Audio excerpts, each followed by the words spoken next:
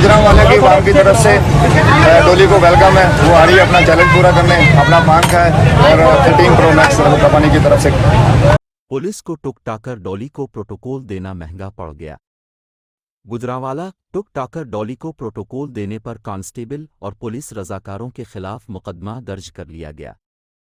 Report के मुताबिक मुतनाज़ा टुक टाकर डॉली अपने साथियों के हमरा गुजरांवाला में एक पान शॉप की इफ्तिताही तकरीब में पहुंची, जहां पुलिस की वर्दी में मलबूस नौजवान टुक टाकर को प्रोटोकॉल देते रहे।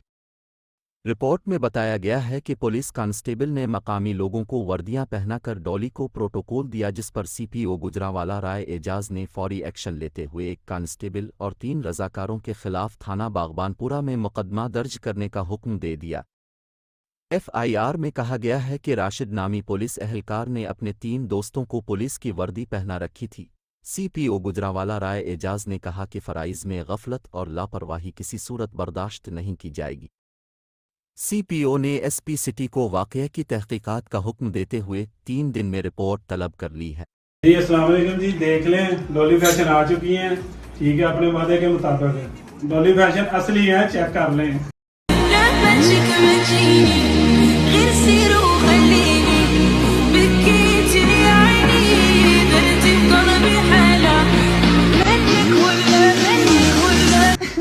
चेक नहीं कर सकते, देख लें। हाँ देख लें।